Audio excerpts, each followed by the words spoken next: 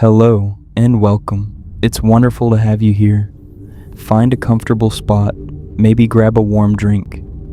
Tonight we're going to be talking about a shadow that hangs over one of the brightest, most cherished memories of our childhoods. It's a feeling more than a fact, a story told in whispers and quiet observations, hidden within the cheerful world of Pokémon Red and Blue. We're going to be exploring the Great Kanto War theory. Before we begin, I'd love to know what corner of the world you're watching from and what time it is for you there. It's always nice to imagine where these stories are traveling to. And if at any point you feel this journey with us is worthwhile, perhaps consider tapping the like button. It lets me know we're on the right path together. Now, let's settle in and return to the Kanto region.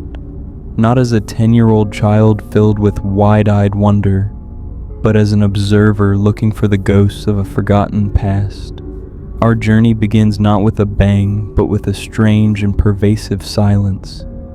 It is the silence of absence, a noticeable and deeply unsettling gap in the very fabric of Kanto society. As you wander from the gentle sea breeze of Pallet Town to the imposing peaks of the Indigo Plateau, you meet a vibrant cast of characters, excitable children with bug-catching nets, gossiping teenagers gathered in town squares, and a great number of wise, sometimes cantankerous elderly folks who offer advice and reflect on days gone by. But there is a generation that is almost entirely missing. Where are all the adults in the prime of their lives? Specifically, where are the men who would be the fathers of the game's children?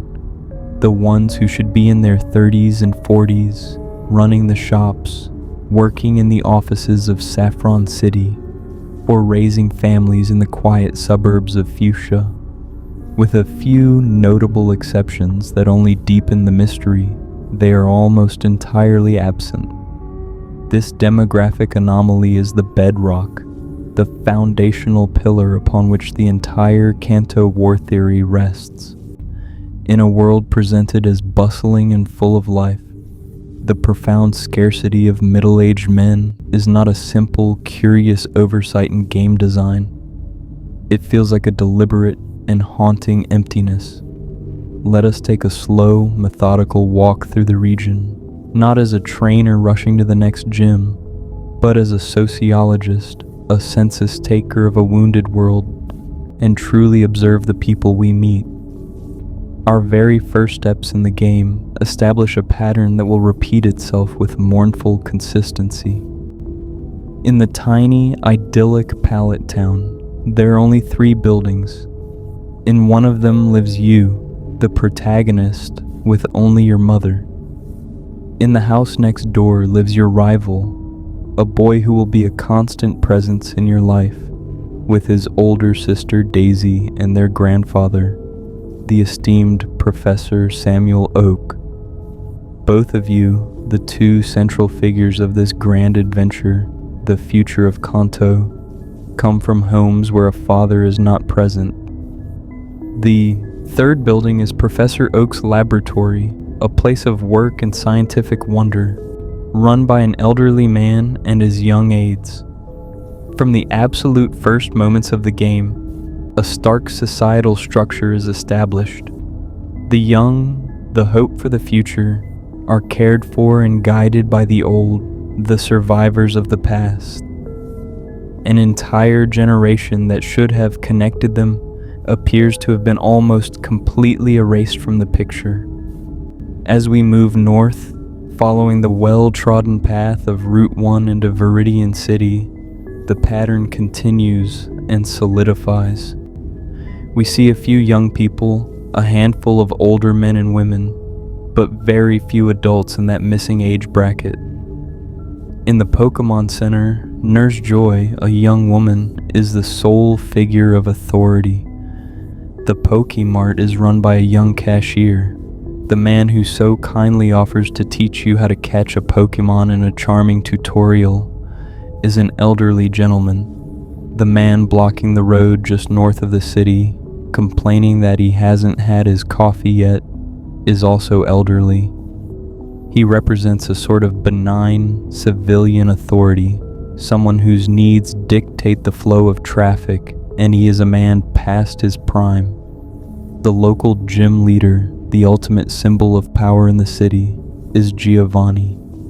He is an adult man, yes, but as our investigation will reveal, he is a profound exception who represents an entirely different and more sinister element of this post-war society. A man who thrives in the very chaos that seems to have claimed his contemporaries. The other men you encounter in Viridian are either children, like the boy who boasts about his shorts, or fellow young trainers. The working class, the fathers, the men who should form the very backbone of a stable, peacetime society, are ghosts.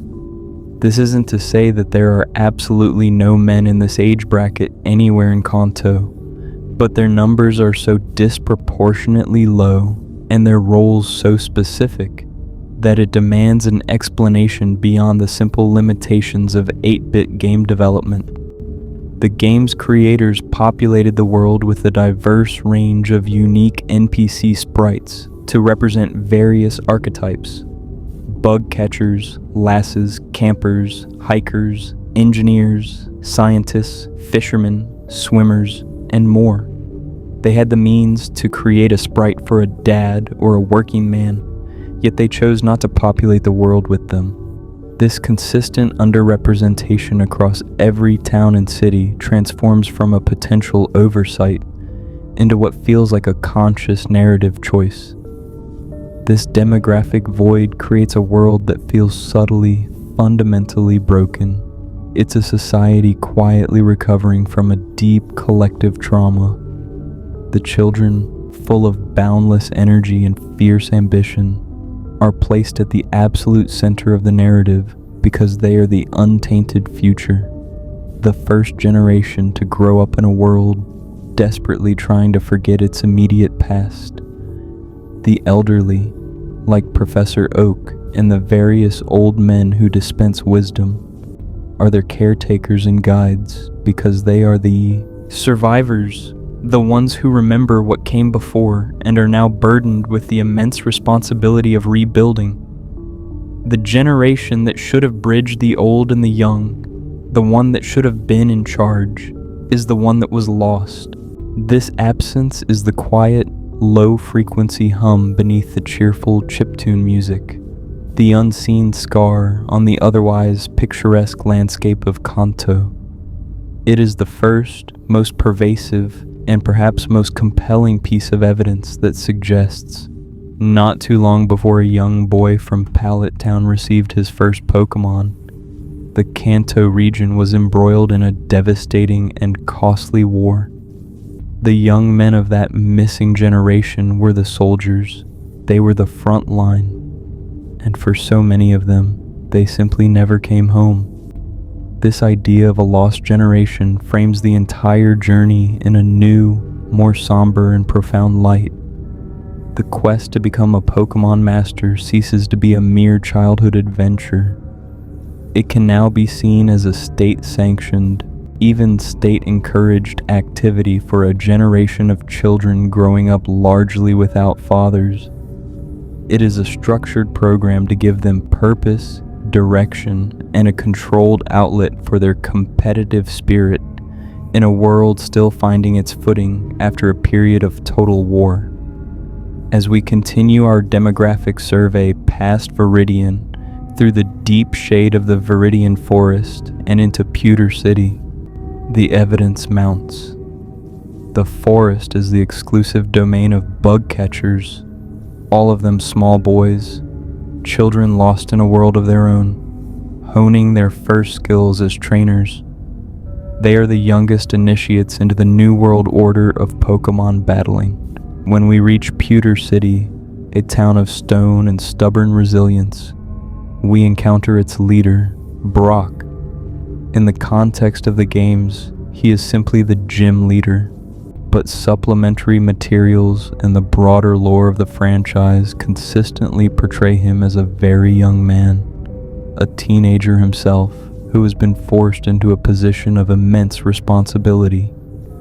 He's not only the guardian of the Boulder Badge, but also the primary caretaker for his numerous younger siblings, a role he has taken on due to the absence of his own parents. His father, in other tellings of the story, is a man who abandoned his family to pursue his own Pokémon journey. But even the story of abandonment fits within the larger theory. In a post-war society, men who are veterans often struggle to reintegrate. Some might flee their responsibilities, unable to cope with the trauma they've experienced, or the mundanity of civilian life after the adrenaline of conflict. Brock's family situation, therefore, is yet another example of a household missing its core parental figures, leaving a child to pick up the pieces. The men who do exist in that missing age bracket are almost always found on the absolute fringes of society, in roles that place them outside the traditional social structure. We meet fishermen, patiently sitting by the water's edge all day, solitary figures, disconnected from the bustle of the cities. We encounter hikers in the dark and dangerous caves, men who have seemingly chosen to live a life of rugged isolation in the wilderness. We battle bikers on the cycling road, members of what appear to be outcast gangs. These men are not integrated. They are not the shopkeepers, the office workers, or the family men. They are outliers, perhaps veterans who could not or would not return to a normal life after the war. Their existence on the periphery only serves to highlight the emptiness at the center. The gentlemen trainers we meet are a fascinating counterpoint. They are almost always depicted as older, distinguished, and wealthy.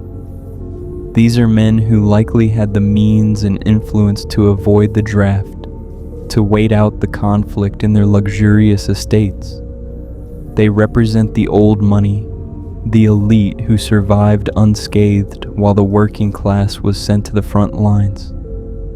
The entire social structure of Kanto, from the children filling the forest to the old men running the towns and the outcasts haunting the roots, points to a single inescapable conclusion. A generation of men was sacrificed, and the world the player inherits is the direct result of that loss. Delving deeper into this anatomy of absence, let us return to the very heart of the narrative. The two most important young men in the entire story, you, the protagonist, and your lifelong rival.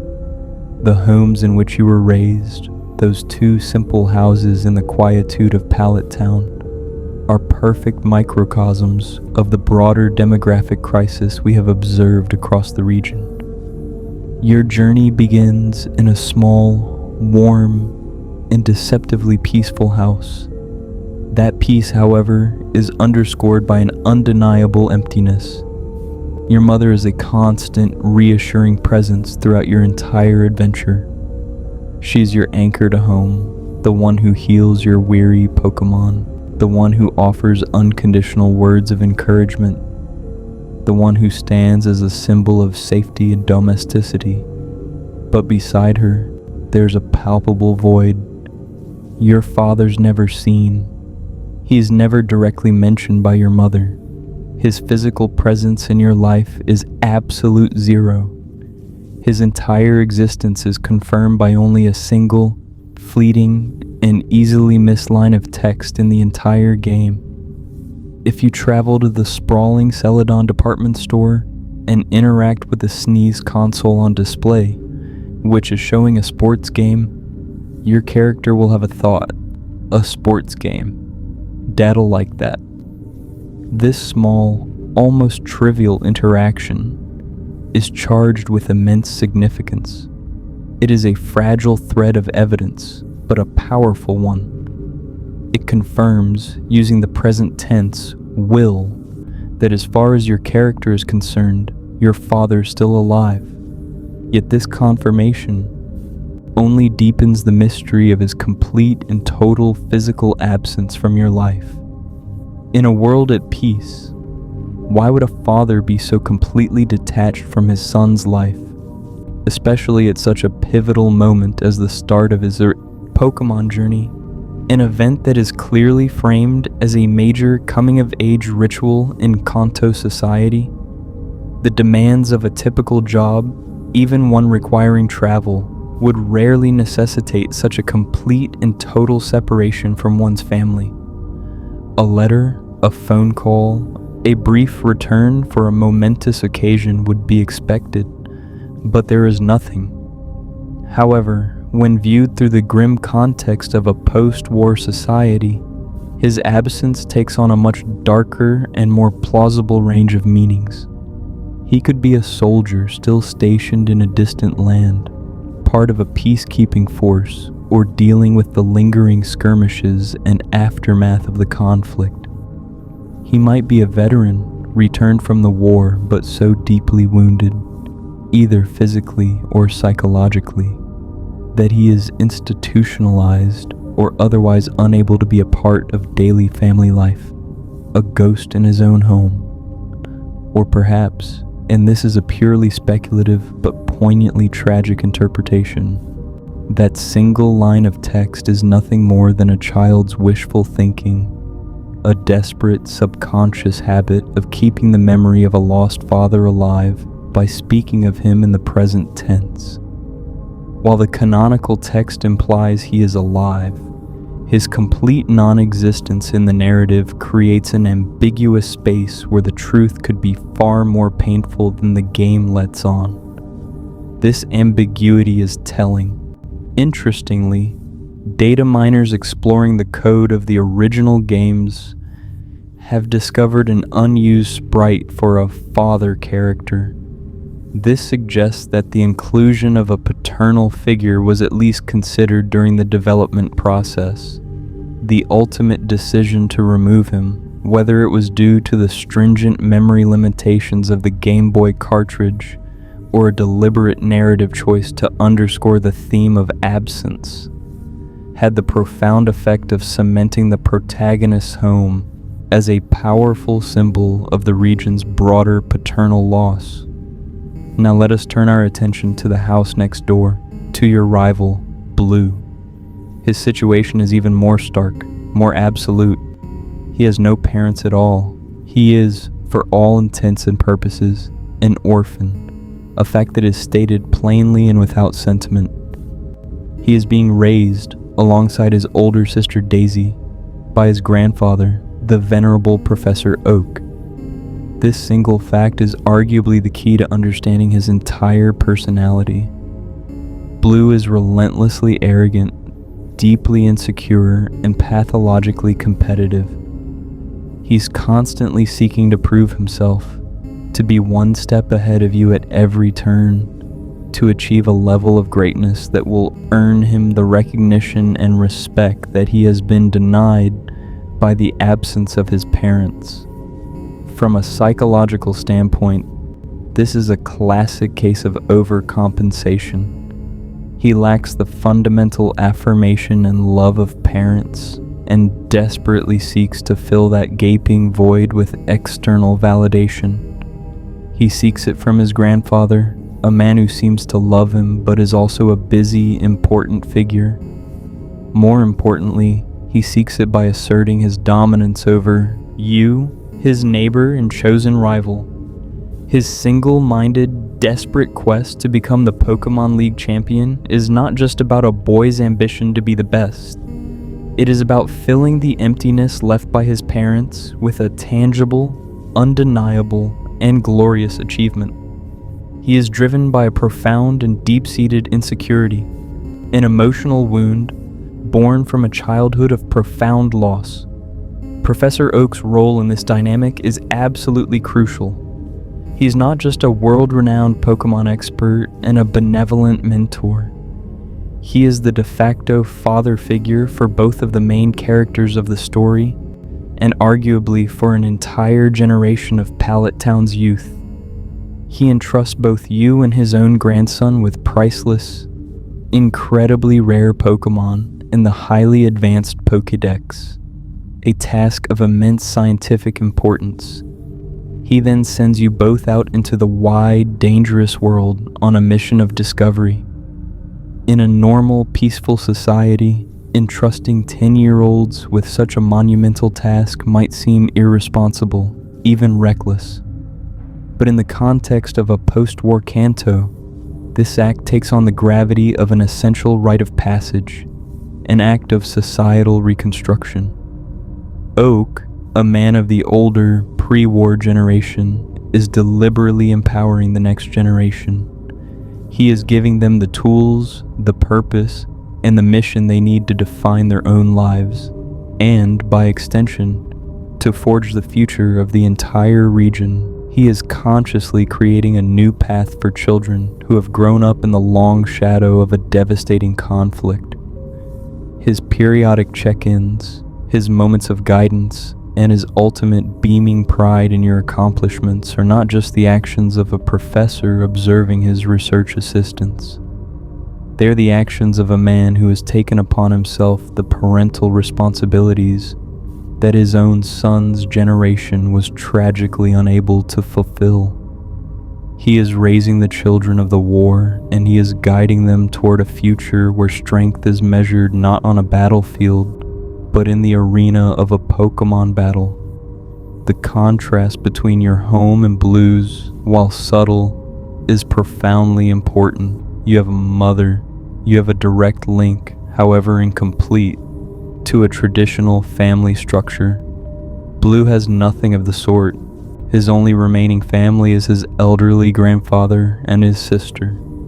This spectrum of paternal and parental absence, from a father who is alive but mysteriously missing, to parents who are gone completely, paints a bleak and varied picture of the recent past. It suggests a catastrophe that did not discriminate, a conflict that took fathers and mothers alike, leaving behind a generation of orphans to be raised by their grandparents. The two central characters of the Kanto story are therefore not just rivals in a game. They are two different faces of the same regional tragedy. They are two boys navigating a world shaped by a loss they were too young to truly understand, but one which defines their every ambition, their every conflict, and their every triumph. Their journey to the Pokémon League is not just a competition. It is a desperate search for identity and purpose in a world where the role models who should have guided them have vanished into a silent, unspoken history. Among the scarce few men who seem to belong to Kanto's missing generation, one stands out with jarring, electrifying clarity. He is a figure so overtly military, so unapologetically a product of conflict, that he serves as a lightning rod for the entire Kanto War theory. He is the one character who gives a direct, unambiguous voice to the unspoken trauma that hangs over the region like a persistent fog. That man is Lieutenant Surge, the formidable gym leader of Vermilion City. Everything about him, from his official title to his physical appearance, from his paranoid gym design to his very own words, screams of a military past. He's not just a veteran, he's a living, breathing, and unavoidable testament to the reality of a war that everyone else in Kanto seems to have collectively, and perhaps deliberately, forgotten. When you first hear of him, before you even step into his gym, he is introduced not by name, but by a striking and peculiar title, the Lightning American. This small descriptive moniker immediately and forcefully sets him apart from every other character you have met or will ever meet in the game. The world of Kanto, with its towns named after colors and its culture steeped in a distinct and homogeneous Japanese aesthetic, is suddenly pierced by a foreign element. The specific mention of his nationality is not a trivial detail. Kanto is based, both geographically and culturally, on Japan's own Kanto region. The sudden appearance of an explicitly American character in a position of significant power is a striking anomaly that demands an explanation. Why is he here? What events could have brought a foreign soldier to this land and led him to become a respected, if feared, gym leader in one of its most important cities? In the original Japanese versions of the games, the depiction of his foreignness is even more pronounced. He uses fragmented English phrases and katakana, the Japanese script used for foreign words, to emphasize that he is an outsider, someone who is not native to this world. This detail opens up a number of powerful and fascinating possibilities within the context of the war theory. It suggests that the Great Kanto War was not a small, internal civil war or a minor skirmish. Surge's presence implies a conflict of international scale and significance. His nation, presumably the Pokémon world's equivalent of the United States, was likely a major ally to Kanto in the war. He could have been part of an expeditionary force sent to aid the Kanto military, a soldier who fought on Kanto's soil for Kanto's cause. His decision to remain in the region after the conflict ended could be for any number of personal reasons. Perhaps he found a sense of purpose there he lacked at home, or perhaps the memories were too strong to leave behind. Whatever the reason, his very presence turns the unspoken war from a local tragedy into a global event, one that drew in other world powers and was fought by a coalition of forces. He is a piece of living history, a walking symbol of a wartime alliance that has shaped the present-day political landscape of the region. His military bearing is entirely unmistakable and is core to his identity. His title, Lieutenant, is not a cute nickname or a self-appointed moniker. It is a direct and formal military rank. It signifies that he was not merely a grunt or a foot soldier. He was an officer, a man who held a position of leadership and responsibility during the conflict.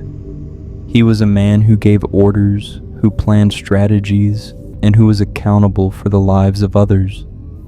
This background of command and authority makes his transition into the role of a gym leader, a figure of local power and respect, feel natural and logical. He is physically imposing, with a sprite that towers over the young player character.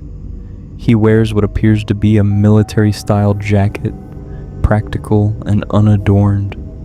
His haircut is a severe, no-nonsense flat top, a classic military cut that speaks of discipline and a rejection of frivolity. He is a man built for efficiency in combat, not for peacetime leisure. But the most compelling, the most undeniable, the most bone-chilling piece of evidence comes directly from his own mouth. As you stand before him on the floor of his gym, ready to challenge for your third badge, he looks down at you, a mere child, and says something that sends a shockwave through the entire narrative of the game. He says with a soldier's grim pride, "I tell you, kid, electric Pokémon saved me during the war. They zapped my enemies into paralysis, the same as I'll do to you." Let us pause and deconstruct that statement. This is the one and only time in the entirety of Pokémon Red, Blue, and Yellow that the phrase "the war" is mentioned directly and unambiguously. It is not a metaphor. It is not a poetic turn of phrase.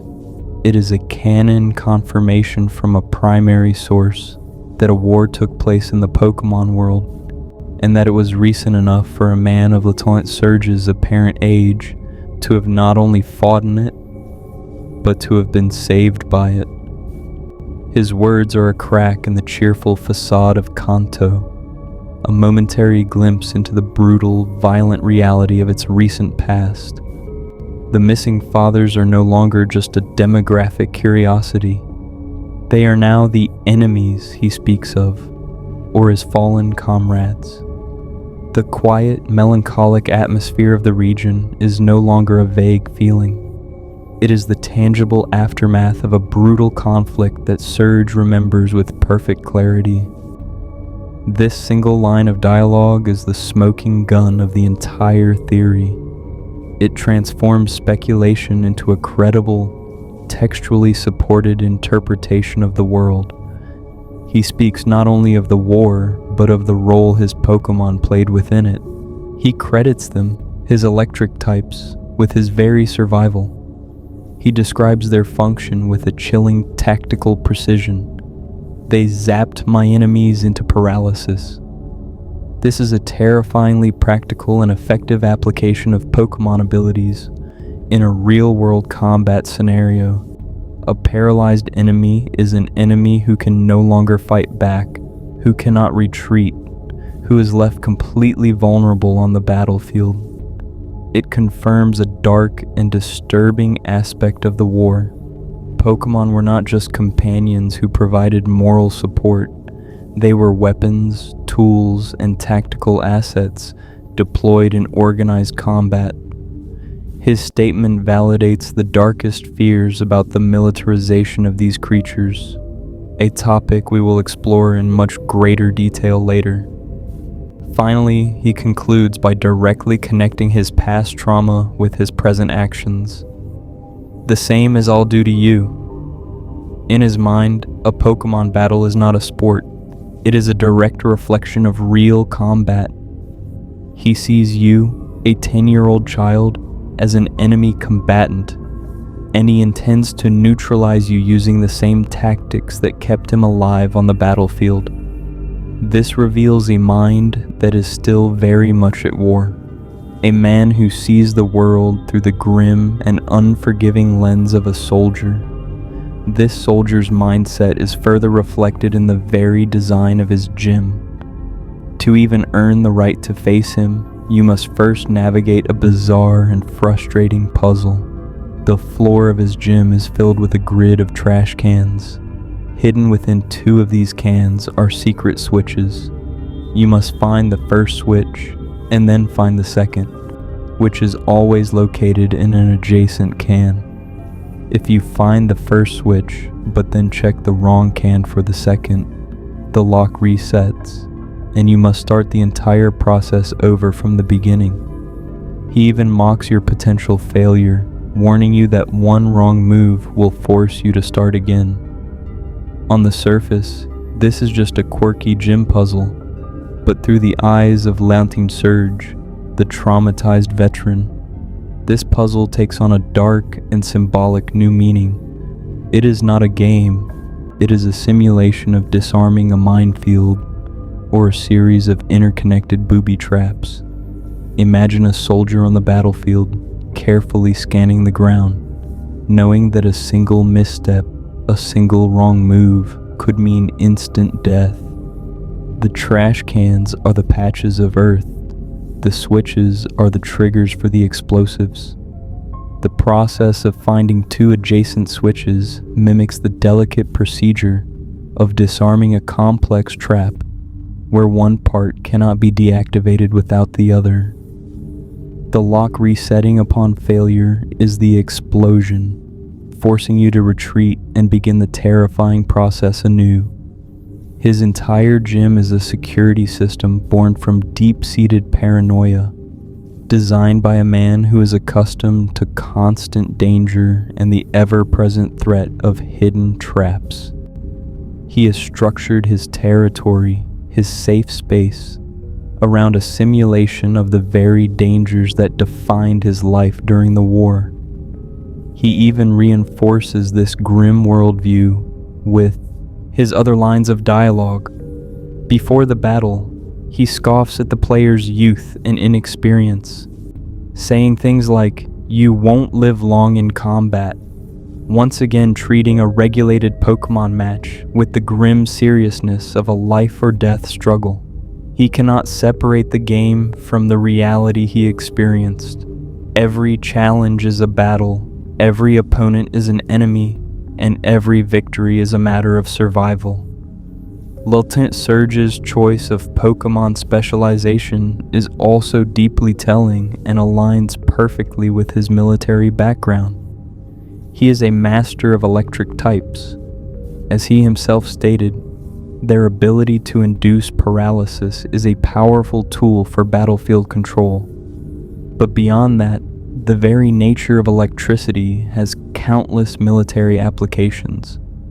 The high-speed attacks of Pokémon like his signature Raichu would be devastating in a blitz-style assault.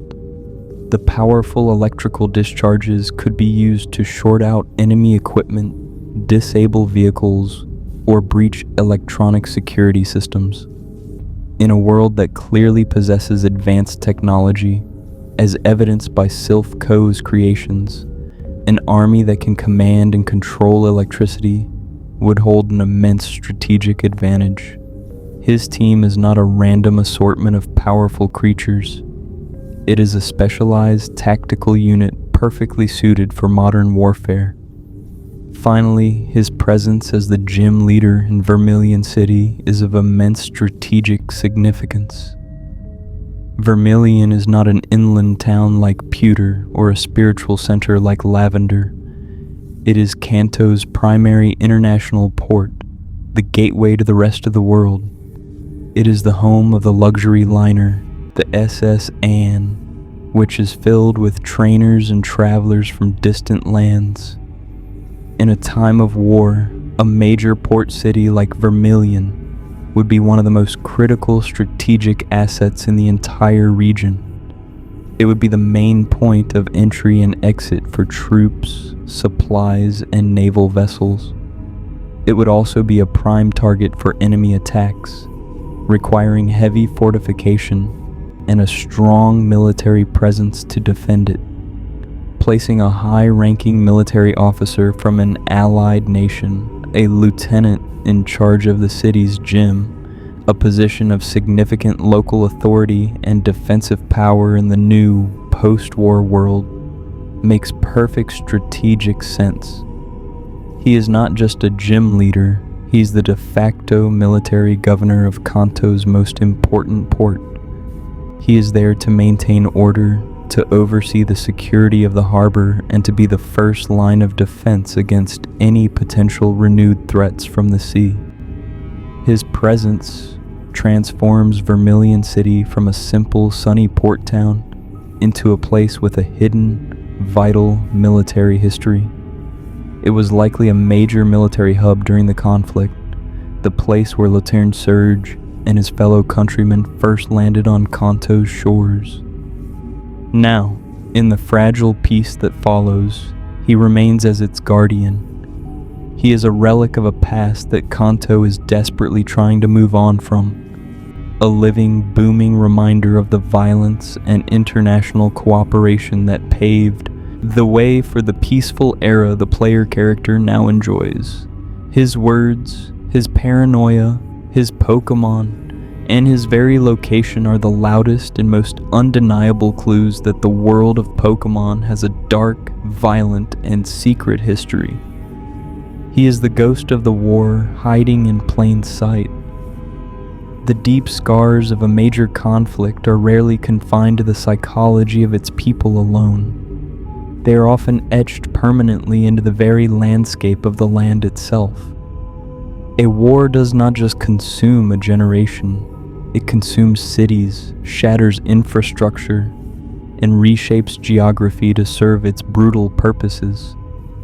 A careful and observant traveler journeying through the Kanto region will notice that the land, for all its natural beauty and pockets of vibrant life, shows undeniable signs of recent disruption, widespread destruction, and a frantic, under-resourced effort at reconstruction. It is a world that is not entirely at peace with its own past, a place where the physical remnants of a more chaotic and violent time are visible just beneath a thin veneer of civility, suggesting a society clawing its way back from the absolute brink. Let us return once more to Vermilion City, the home of Lieutenant Surge, and the nexus of so much of our evidence. It is not just the military presence of its gym leader that hints at a troubled and violent past. The city itself feels like a primary document of trauma and recovery. Near the Pokémon Center, in a large open piece of land, a man and his lone Machop are engaged in a seemingly endless construction project. The man, when spoken to, tells you that he is clearing the land to build something big, but the process is taking an incredibly long time. This is not just idle NPC chatter.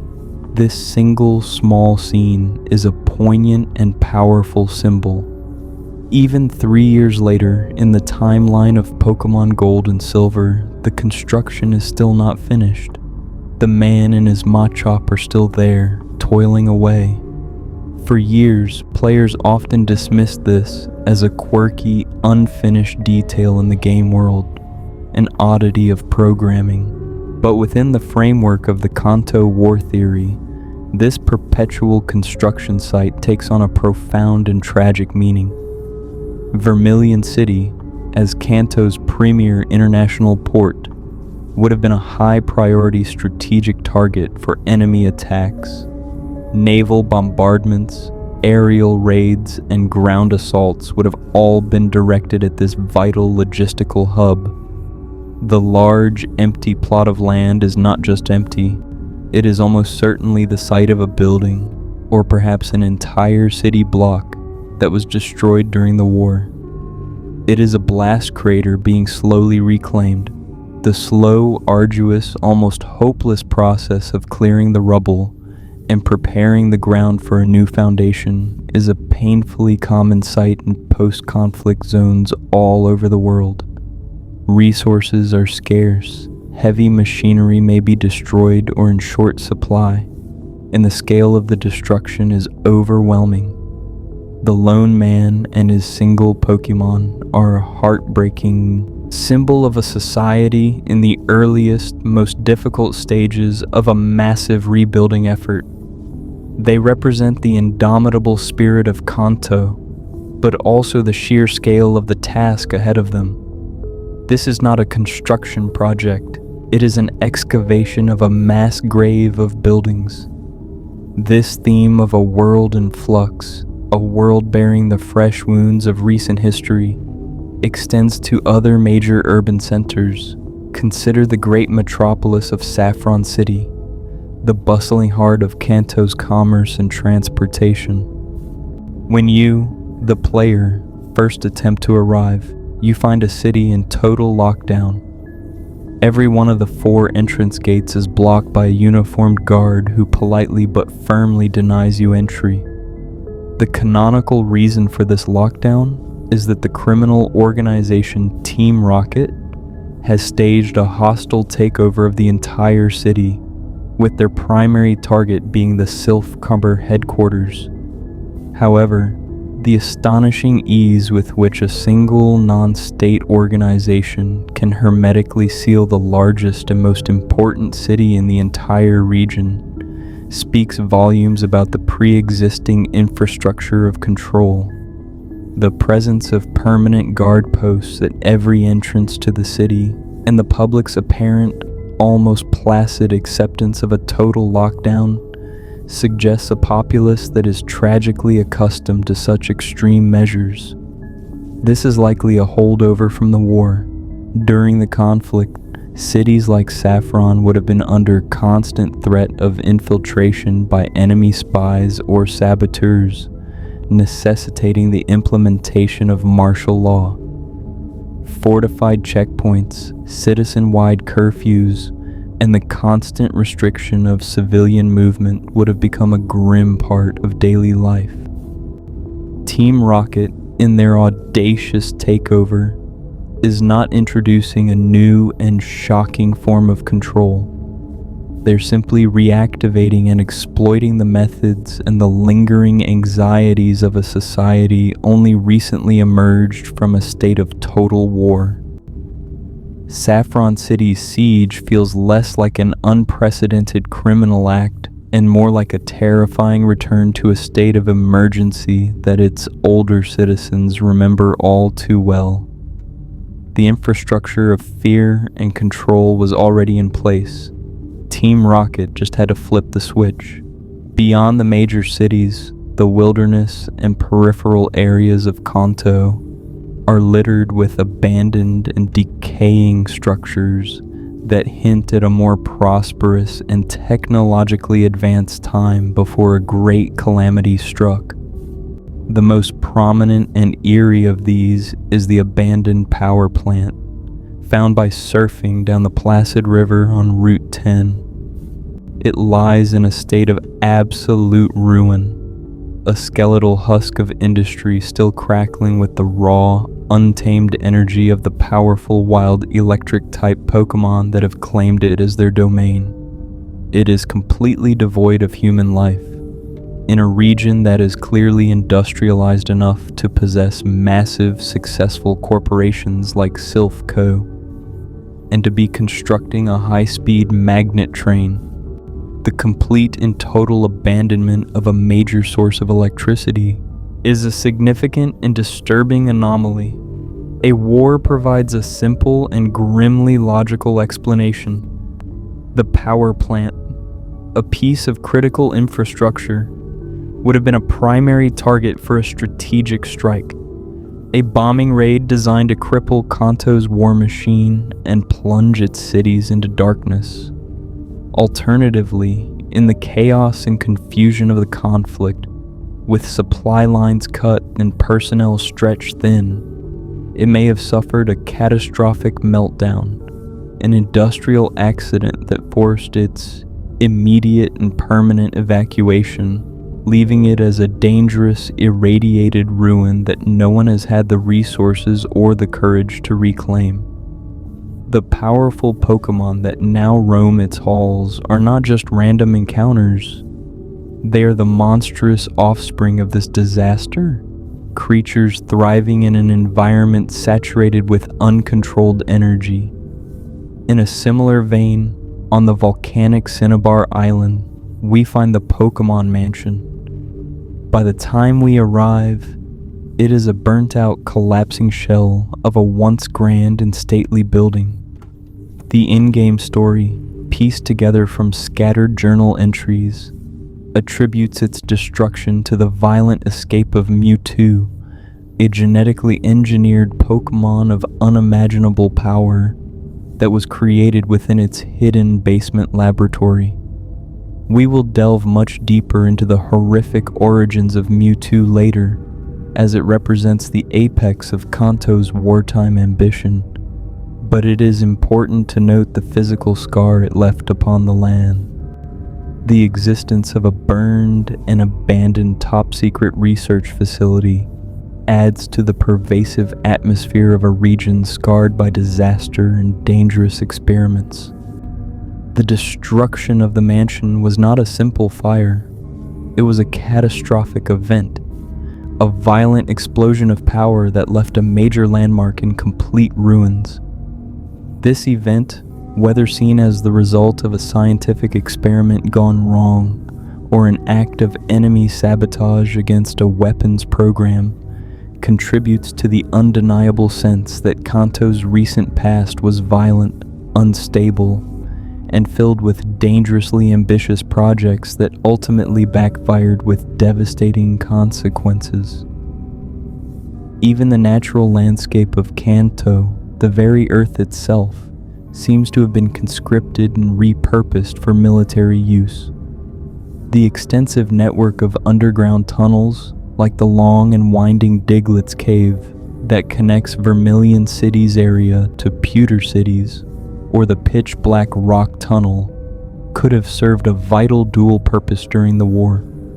While they are presented as natural formations, it is plausible they were expanded, reinforced, and utilized as a massive region-wide network of bomb shelters, protecting civilian populations from the aerial bombardments that likely targeted the cities above. Furthermore, these subterranean passages would have been perfect for use as secured transport routes, allowing the Kanto military to move troops, supplies, and VIPs across the region. away from the prying eyes of enemy reconnaissance planes or spy satellites.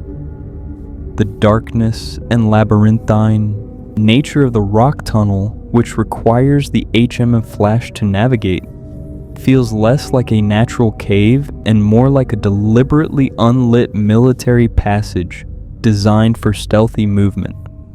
Finally, consider the curious case of Route 12, the cycling road.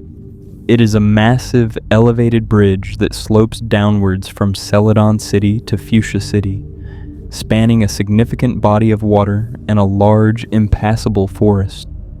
The official in-game purpose of this enormous piece of infrastructure is for bicycle enthusiasts. This seems like a flimsy justification for such a colossal and expensive public works project in a region that appears to be struggling economically. In the context of the war, however, the cycling road becomes a brilliant piece of strategic military infrastructure. It would allow for the rapid movement of troops and light vehicles from the central part of the region to the southern coast with incredible speed and efficiency, bypassing difficult terrain. Its elevated nature could also serve a defensive purpose, acting as a massive wall or barrier. It could have been designed to be easily destroyed at key points, creating a choke point to halt an advancing enemy force. Or perhaps its entrances could be raised like a drawbridge, effectively sealing off the southern coast. What the player experiences as a fun, downhill bike ride was likely built as a high-speed military highway.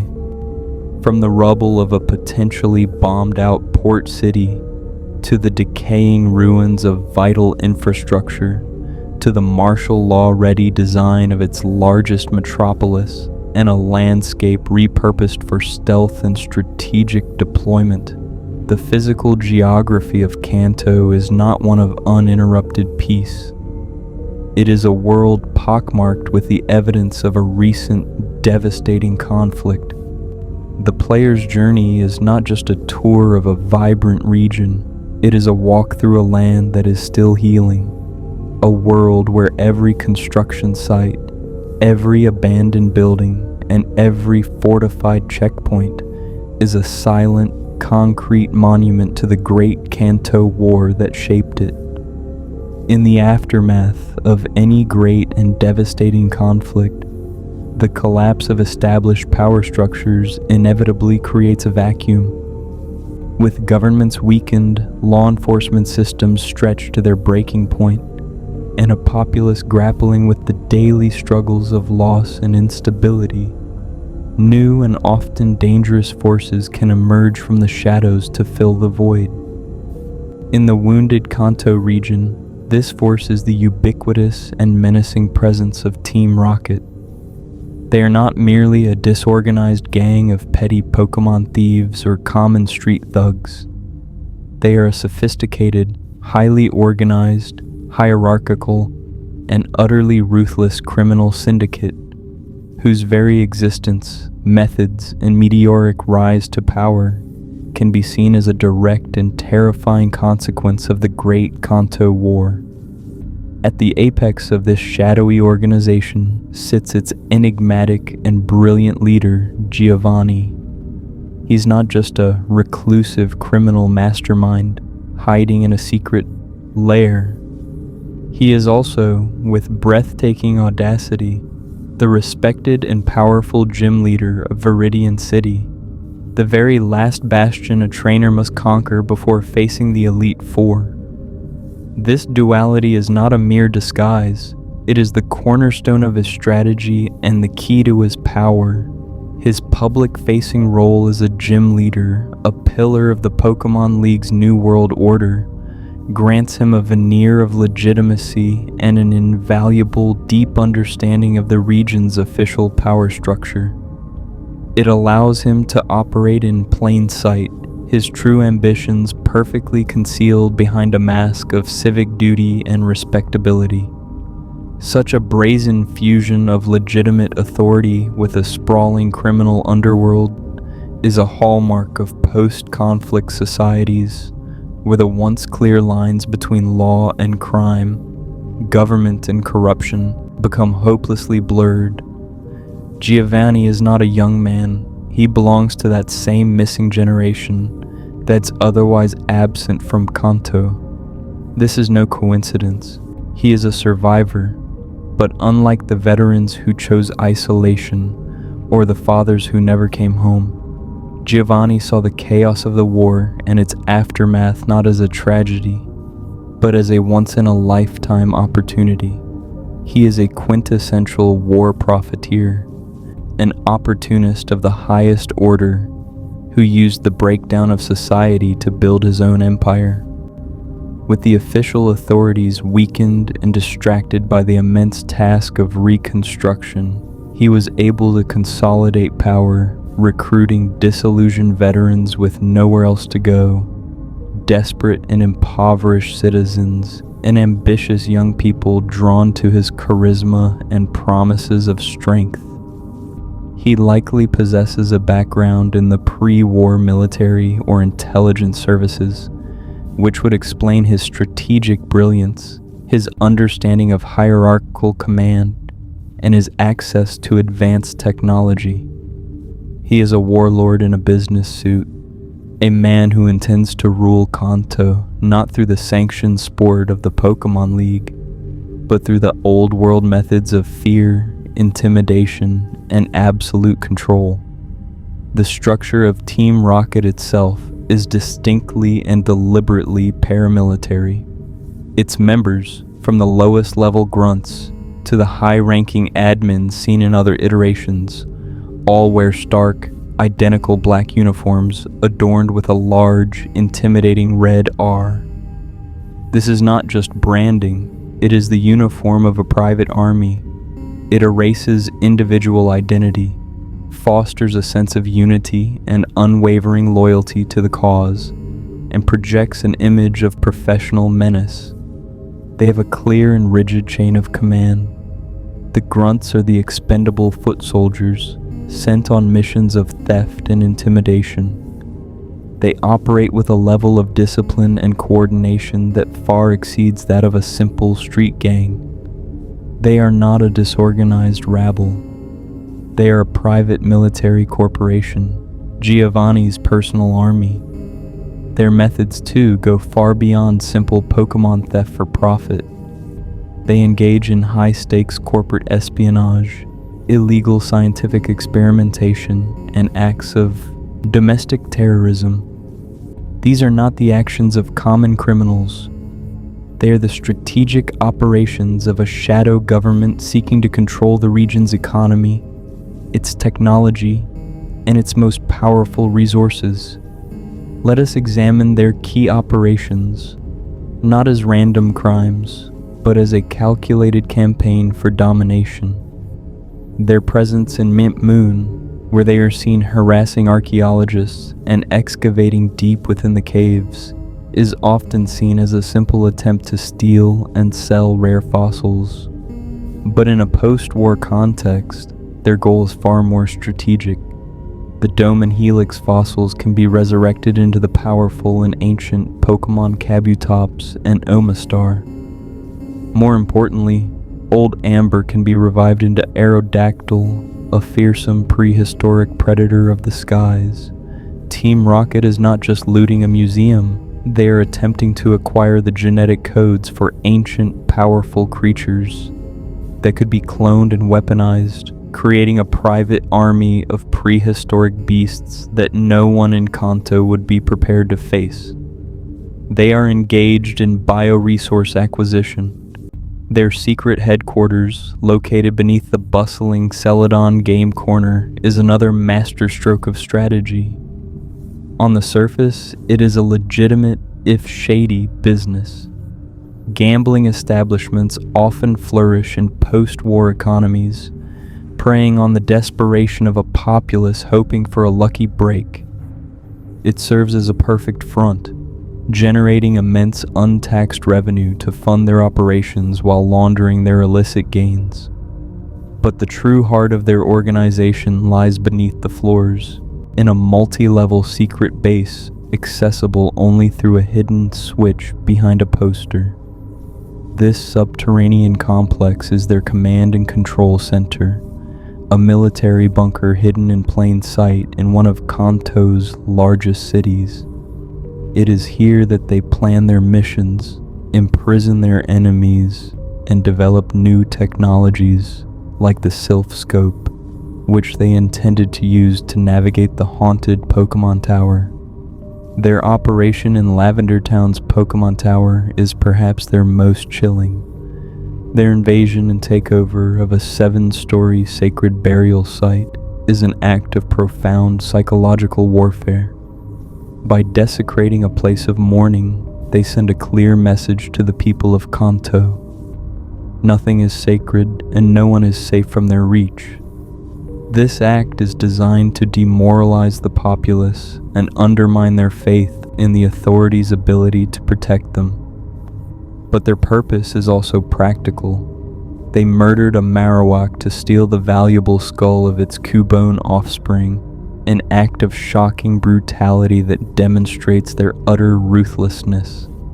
More strategically, they are there to capture and control ghost-type Pokémon.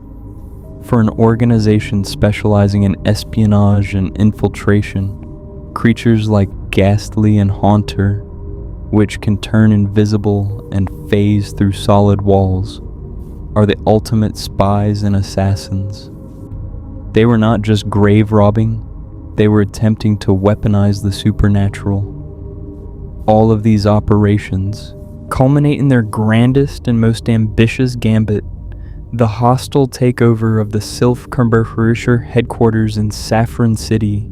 This is the endgame of their campaign. The Sylph Corporation is not just a technology company, it is Kanto's equivalent of a primary defense contractor. They design and manufacture almost every piece of advanced technology in the region, from the Pokeballs used by every trainer to the powerful technical machines, TMs, that teach Pokemon their moves. The takeover of Sylph Co. is not a robbery, it is a coup d'etat, an attempt to seize control of the entire region's military-industrial complex. Their ultimate goal within the building is the prototype for the Master Ball. In Giovanni's hands, the Master Ball is not a collector's item, it is the ultimate weapon, a key to absolute power. It is a piece of technology with the guaranteed ability to capture any Pokémon without fail. This includes the most powerful, most untamable legendary Pokémon. Specifically, it would allow Giovanni to capture the escaped superweapon, Mewtwo, an army of genetically engineered Pokémon, a monopoly on trainer technology, and the personal control of the single most powerful creature on the planet. This was Giovanni's vision for the future of Kanto. His attempt to seize the Master Ball is a direct act of war against the established order, a bid to gain a technological and military advantage that no one, not even the Pokémon League champion, could ever hope to counter. Team Rocket represents the dark, festering wound left behind by the Great Kanto War. While the Pokémon League is an institution designed to build a new society based on peaceful competition, order, and partnership, Team Rocket represents the old ways of violence, intimidation, exploitation, and the belief that might makes right. They are a cancer that grew in the scars of the war, an ideology of domination that found fertile ground in the instability of the aftermath. Giovanni's final, shocking defeat at the hands of a 10-year-old child, the very symbol of Kanto's new generation, is more than just the triumph of a plucky hero over a villain. It is a profoundly symbolic moment for the entire region. It represents the children of peace, the generation that grew up after the conflict, decisively rejecting the cynical cycle of violence and greed that defined their parents' era. The fall of Team Rocket is the true end of the war, the moment where Kanto finally casts off the lingering, grasping shadows of its past and fully embraces the new world order established by the Pokémon League. But their terrifying rise to power serves as a grim and essential reminder of how close the region came to simply trading one form of devastating conflict for another, and how incredibly fragile Kanto's newfound peace truly is. The chilling words of Lieutenant Surge, spoken with the casual authority of a man who has witnessed unspeakable things, do more than just confirm the existence of a war. They open a Pandora's box of deeply unsettling questions. His statement that his electric Pokémon saved me during the war by zapping his enemies into paralysis is a single, stark brushstroke that paints a picture of a conflict fought on terms we can barely comprehend. If this was the specific, tactical role of electric types, what then were the roles of the others? What horrifying purposes were found for the creatures of fire, of water, of earth? The cheerful world of Kanto, where Pokémon are presented as friends, partners, and companions in a coming-of-age adventure, is thrown into a dark, new light by the suggestion that these same creatures were systematically used as instruments of modern warfare. A closer, unflinching examination of the abilities, behaviors, and official Pokédex descriptions of many of the original 151 Pokémon reveals a world of frightening military potential. It becomes not just plausible, but terrifyingly likely that the Great Kanto War was fought not merely by human soldiers, but by entire armies of Pokémon, transforming the very nature of combat into something far more destructive and monstrous than we could ever imagine. Let us begin by building upon Latrant Surge's own testimony and establishing a bestiary of warfare, classifying these creatures by their most likely battlefield roles. We will start on the ground with the core of any army, the infantry and armored divisions. In human warfare, these are the soldiers who take and hold territory. In a Pokémon war, this role would be filled by creatures of immense physical strength and durability. The fighting type Pokémon, such as Machoke and its final evolution, Machamp, are the perfect super soldiers. The Pokédex states that Machamp's 4 arms can throw a series of 1,000 punches in just 2 seconds. It is also said to be able to move a mountain with just one hand. This is not a prize fighter, this is a living siege engine. A platoon of Machamp could punch through fortified walls, tear tanks apart with their bare hands, and clear entire trenches of enemy soldiers in a matter of moments. Their human counterparts would be rendered almost obsolete in close quarters combat. Similarly, a creature like Prime Ape, which the Pokédex describes as becoming violently angry and chasing its quarry no matter how far, is the perfect berserker, an unstoppable shock trooper that can be unleashed upon enemy lines to cause maximum chaos and disruption, fighting until its very last breath. The role of heavy armor, the tanks of the battlefield, would be filled by the large ground and rock type Pokémon. A creature like Raiden, with its thick, armor-like hide capable of withstanding volcanic eruptions, is a walking fortress.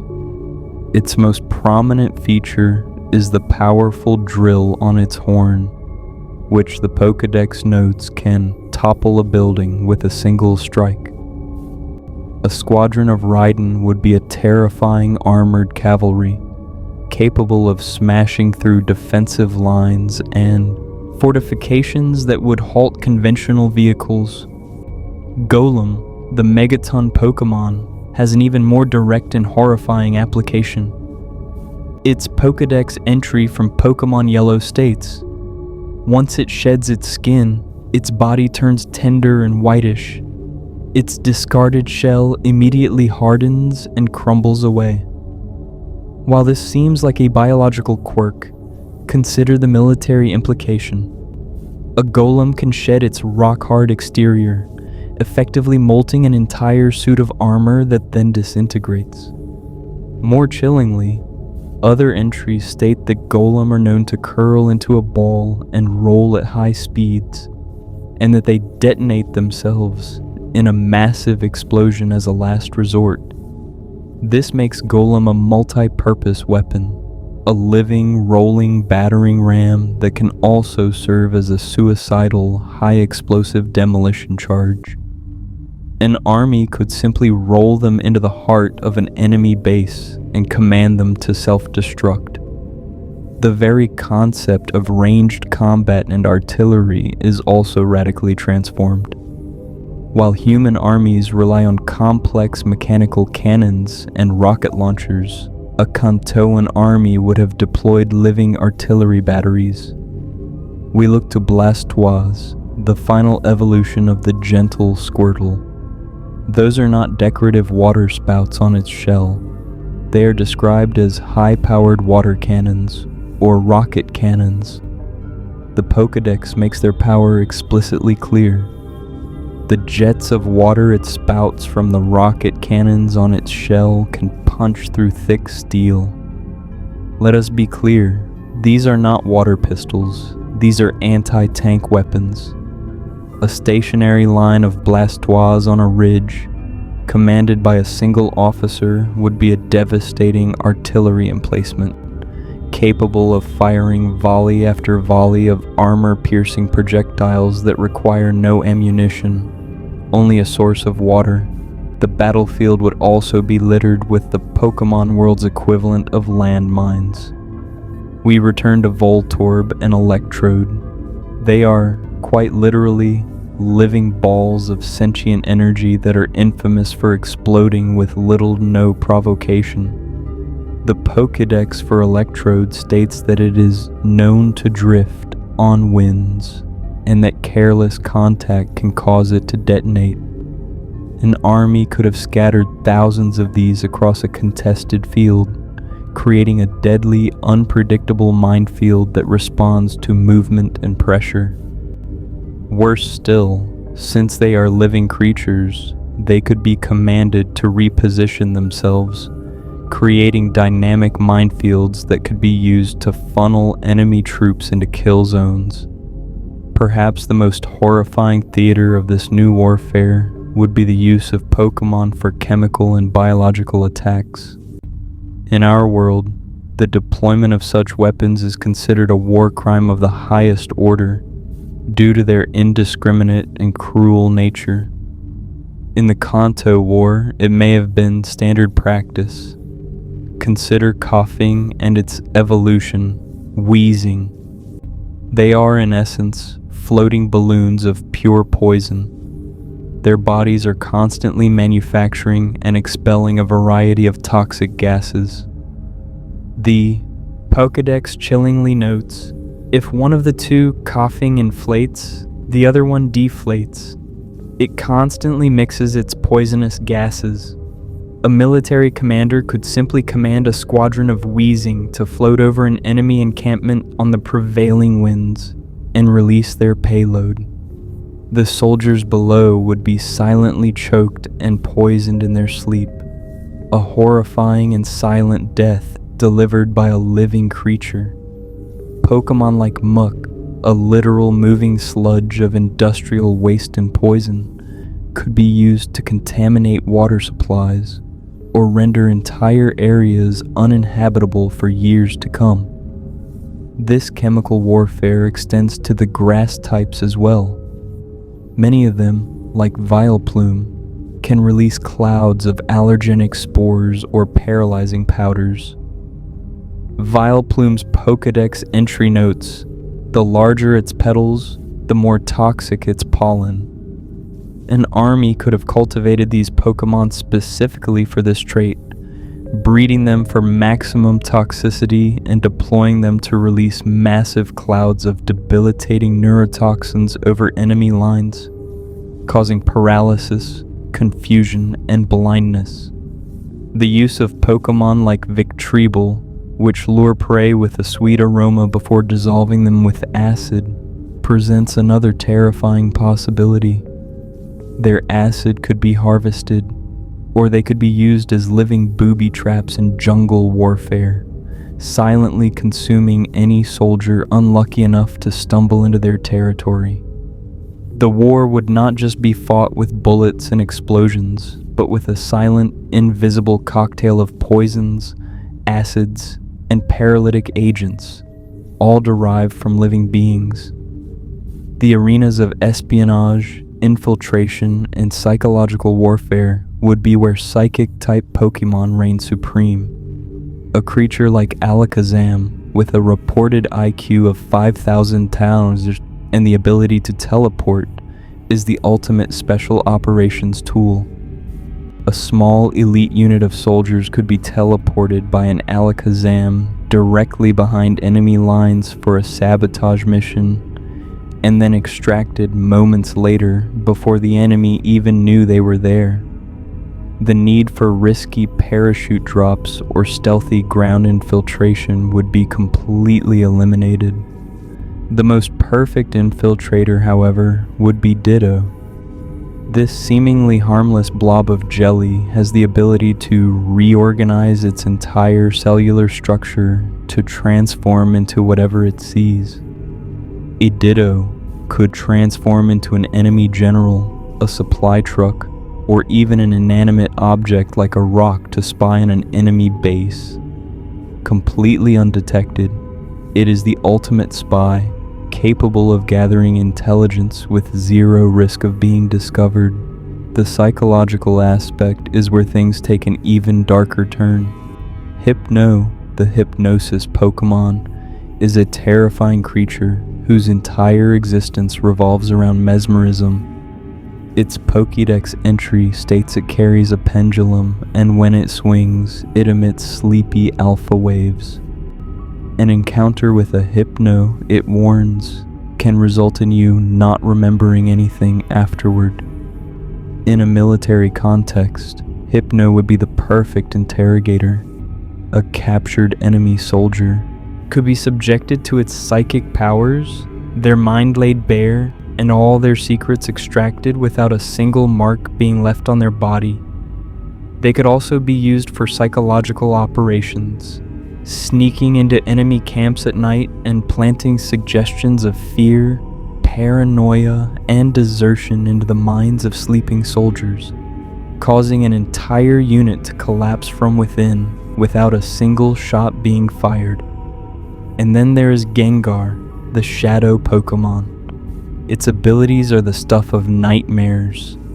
It can hide perfectly in any shadow, its body cools the air around it, and it can phase through solid walls. It is the perfect assassin, a creature that can slip into a command bunker, drain the life force from a high-value target, and disappear without a trace. Control of the skies and seas would be just as crucial. The Air Force would consist of squadrons of Pidgeot and Fearow, used for rapid reconnaissance and as fighter bombers, dropping Pokémon like Geodude or Electrode from on high. The true ace of the skies, however, would be the pseudo-legendary Dragonite. The Pokédex claims this gentle-looking Pokémon is said to be able to circle the globe in just 16 hours and possesses intelligence rivaling that of humans.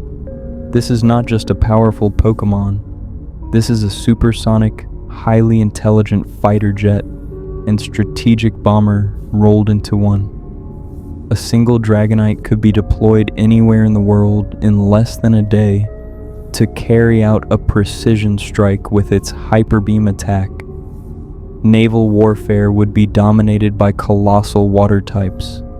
An enraged Gyarados, which the Pokédex claims is capable of leaving entire cities in ruins, is the equivalent of a battleship's full broadside. Tentacruel, with its 80 toxin-laced tentacles, could create impenetrable nets to destroy enemy submarines and ships. and the gentle Lapras, beloved for its kind nature, would have served a more somber role as a troop transport, silently ferrying soldiers across frigid waters for amphibious assaults on enemy coastlines. The perversion of nature in this conflict is absolute. Every type, every species, every unique ability, no matter how whimsical it might seem in peacetime, would have been analyzed by military strategists and repurposed for destruction. This vision of the Kanto War is one where the natural world itself was weaponized. The bond between human and Pokémon, a relationship we cherish as one of friendship and partnership, was twisted into the bond between a soldier and his living weapon. The result would be a battlefield of unparalleled horror, a chaotic landscape of elemental fury, where explosions of fire and water mix with clouds of poison gas and the silent, terrifying touch of psychic power. This systematic militarization of Pokémon provides the ultimate justification for what came next. A world that had unleashed such power, that had taught itself to view these incredible creatures as mere tools of war, could not be allowed to continue down that path. It would need a new system, a new doctrine, a new way to channel the power of Pokémon and the aggression of humanity into something that was not self-destructive. It would need the Pokémon League. After a civilization has experienced the crucible of total war, after it has witnessed the perversion of nature itself into tools of destruction, it cannot simply return to the way things were. The trauma runs too deep. The societal bonds have been too thoroughly dissolved, and the collective memory is forever stained by the horror. The old systems of government, of law and order, have fundamentally failed, for they led the world to that precipice of annihilation. To prevent a relapse into the same cycle of violence, a new system must be born from the ashes. A new purpose, a new culture, a new way of life must be established, one powerful enough to contain the very instincts that led to the catastrophe. In the Kanto region, this new world order, this grand and ambitious doctrine of pacification, is the Pokémon League. On the surface, it presents itself as a simple, honorable sporting organization. It is a path for ambitious young trainers to test their skills, to travel the land, and to strive to become the very best. But when viewed through the grim lens of the Great Kanto War theory, the Pokémon League reveals itself to be something far more complex, far more significant, and far more necessary. It is a masterfully designed political and social institution, a form of soft power so pervasive and effective that it has reshaped the very soul of the region. It was created with a single overriding purpose: to pacify a traumatized and volatile society and to channel the innate aggression of its youth into a peaceful, highly regulated, and ultimately constructive outlet. Let us first examine the core psychological principle at the heart of the League, the sublimation of violent impulse. The desire to be strong, to compete, to conquer, and to dominate is a powerful primal instinct in humanity. In the old world, the world before the war, this drive was likely channeled into industry, into politics, and ultimately into military conquest.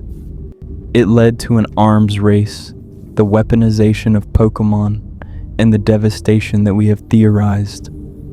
The architects of the new Kanto, the survivors like Professor Oak and the other elders, understood that this instinct could not simply be erased.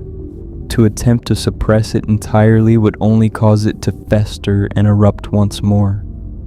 So they did something brilliant. They did not suppress it, they redirected it. They took the entire language and structure of warfare and skillfully repurposed it into a sport. The quest to become the Pokémon League champion is a direct simulation of a military campaign. A young person, the soldier, is given a weapon, their starter Pokémon, by a high-ranking authority figure, Professor Oak. They are then sent on a mission to travel the entire region, the campaign map, conquering a series of heavily fortified strategic points, the 8 gyms. Each gym is led by a powerful specialist, an enemy commander, and victory earns them a medal, a badge that proves their conquest. After conquering the entire region, they're granted access to the ultimate fortress, the Indigo Plateau, where they must defeat the enemy's most elite guard, the Elite Four, before finally challenging the Supreme Commander, the champion. It is a war, but a war without bloodshed. It is a conquest, but one where territory is won through skill and sportsmanship, not violence and death. The most crucial rule of this new warfare is that Pokémon do not die, they faint. This is a foundational tenet of the new doctrine. It teaches the children of Kanto, a generation born from death, that conflict can and must have limits. It shows them that one can be defeated without being destroyed, that an opponent can be overcome without being annihilated. The ubiquitous presence of Pokémon centers, places where any injury, no matter how severe, can be instantly and miraculously healed, constantly reinforces this core message. In the new world of the Pokémon League, trauma is not permanent, defeat is not the end. There's always a chance to heal, to learn, and to try again. This is a vital and hopeful message for a society recovering from the irreversible losses of a real war. The entire Pokémon journey, from start to finish, is a carefully orchestrated piece of social engineering that takes the most dangerous demographic in any post-war society, young, ambitious, and potentially directionless men and women, and gives them a glorious, all-consuming purpose that is fundamentally nonviolent. With the old central government likely shattered or delegitimized by the war, a new system of governance was required to maintain order across the region. The Pokémon League stepped into this power vacuum, establishing its authority not through a traditional political structure, but through a network of powerful individuals, the gym leaders. These figures are the pillars of the new system. They are not just powerful trainers who hand out badges. They are the respected, and in some cases feared, leaders and protectors of their individual cities. In a world with a weakened formal government, the gym leaders function as a new class of feudal lords, or perhaps more accurately, as regional governors or sheriffs, whose authority is derived directly from their strength and their official sanctioning by the League. Their placement across Kanto is not random, it is strategic. Brock and Pewter City holds the western approach to the region. Misty and Cerulean controls the critical northern water routes. Latir's Surge, as we've discussed, secures the southern international port of Vermilion. Erica in the central metropolis of Celadon. Koga, the master of stealth, in the remote Fuchsia City. Sabrina, the psychic powerhouse in the corporate hub of Saffron. Blaine, the scientific genius on the remote, Cinnabar Island. And finally Giovanni, the hidden power in Viridian City, gateway to the Indigo Plateau itself. Together, they form a web of control that covers the entire region. They are the local outposts of this new pacification program, the figures of authority that the populace looks up to and relies upon to maintain order. When a young trainer challenges a gym leader, they are doing more than just playing a game. They are testing themselves against the established power structure. They're proving that they are strong enough, disciplined enough, and responsible enough to be a part of Kanto's future. To earn a badge is to earn a form of elevated citizenship, a mark of respect from a local lord that proves your worthiness to proceed further into the heart of the kingdom. At the absolute pinnacle of this new social hierarchy are the Elite Four and the Champion. They are the new heroes of Kanto, the most powerful and respected individuals in the entire land. They are, in effect, the new ruling council, the Supreme Court and Joint Chiefs of Staff rolled into one. Their authority is derived not from inherited wealth, not from political maneuvering, and certainly not from military conquest in the old, bloody sense. Their power is based purely on merit within the framework of the new doctrine, their absolute mastery of Pokémon battling. They represent the ultimate ideals of this new world. Let us look at them as archetypes of this new form of power. Lorelei, the master of ice types, represents cool, calculated, and unshakable intellect. She is the strategist, the mind that can freeze an opponent's advance with logic and precision. Bruno, the fighting type expert, represents the ideal of raw physical power and martial discipline, but a power that is now contained and controlled by the strict rules of the League. He is the warrior spirit, tamed and civilized. Agatha, the ancient ghost-type user, is the crucial link to the world that came before. She is old, she knew Professor Oak in his youth, and she speaks of the past. She represents the memory of what came before, the ghosts of the past, and the wisdom of the survivors. Her presence on the council lends a sense of historical legitimacy and gravitas to this new institution. Finally, there is Lance, the noble master of the mythical dragon-type Pokémon. Dragons in almost every culture represent the ultimate form of power, akin to royalty. Lance embodies this regal authority, a sense of honor and overwhelming strength that serves as the final, ultimate protector of the realm. Together, they form a council that represents the complete spectrum of what it means to be strong in the post-war era. Intellectual, physical, historical, and noble power, all united in purpose. The champion who sits above them is the embodiment of all these traits, the de facto leader of the entire region. When your rival, Blue, becomes the champion, he achieves the ultimate validation he has so desperately sought. When you in turn defeat him, you're not just settling a personal grudge. You are enacting a peaceful and legitimate transfer of power at the highest level. Professor Oak's arrival at the very end to congratulate you and usher you into the Hall of Fame is not just a proud mentor's gesture, it is the official coronation. He, the respected elder statesman from the pre-war era, is giving his official blessing to the new generation's leader, validating the entire system and solidifying your position as the new guardian of Kanto's peace. Even the tools of the journey serve this grander purpose. The Pokédex, gifted to you by Professor Oak, is not merely an encyclopedia for a budding scientist. It is a powerful tool of unification and control. The quest he gives you to catch 'em all is a subtle but brilliant piece of statecraft. It encourages the youth to travel to every remote corner, every dark cave, and every forgotten route in the region.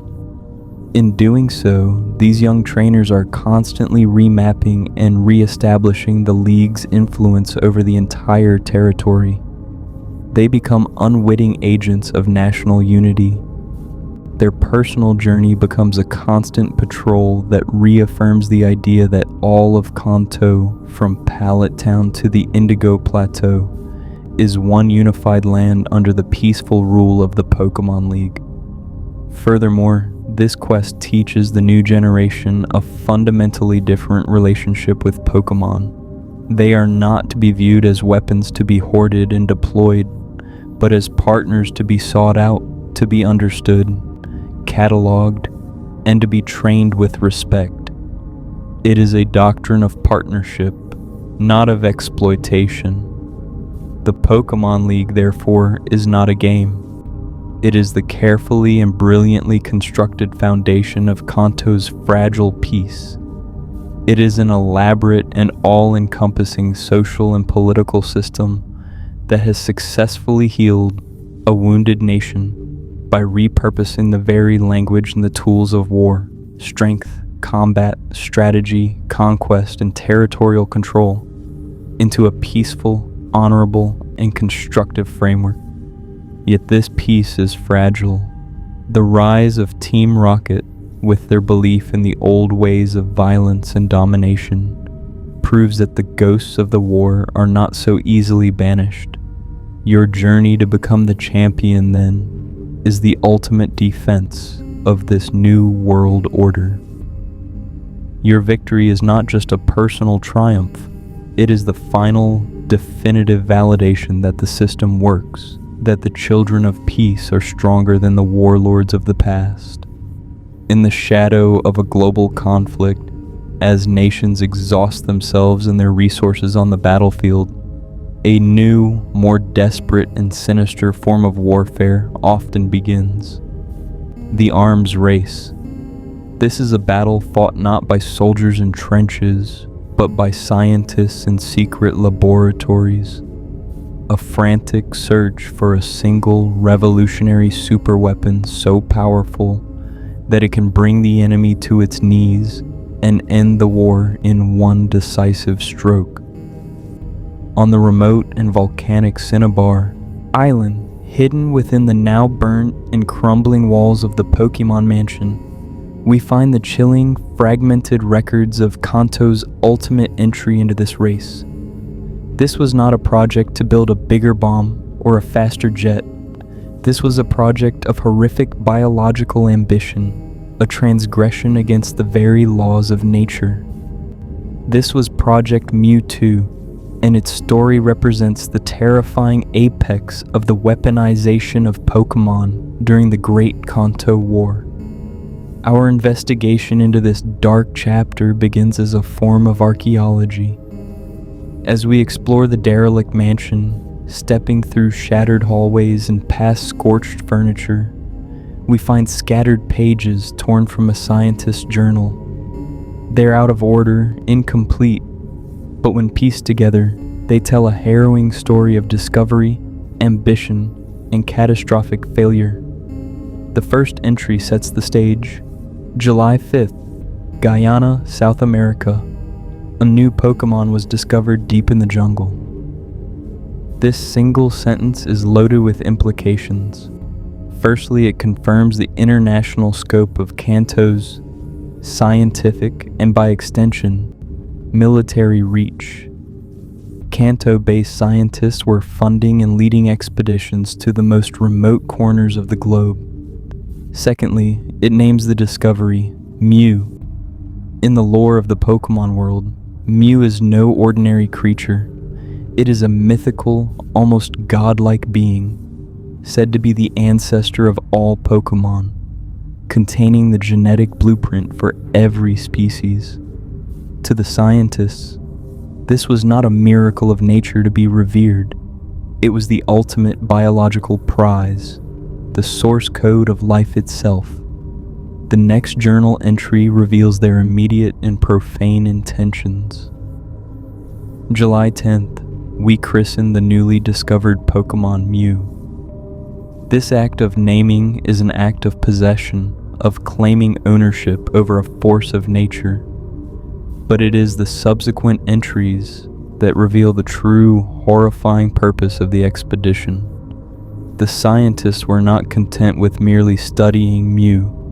They captured it, or perhaps more likely, they violently extracted its DNA, a single eyelash according to some sources, and brought that genetic material back to their top secret laboratory on Cinnabar Island. Here, away from prying eyes, under the likely funding of a military black budget or a shadowy organization like Team Rocket, they began their work. Another entry reads, Feb 6, Mew gave birth. We named the newborn Mewtwo. This phrasing is deliberately deceptive, a piece of scientific euphemism to mask the grotesque reality of what they were doing. Mew, which is genderless, did not give birth in any natural sense. Mewtwo was not born, it was manufactured. It was a clone, an artificial life form created in a test tube from Mew's primordial DNA.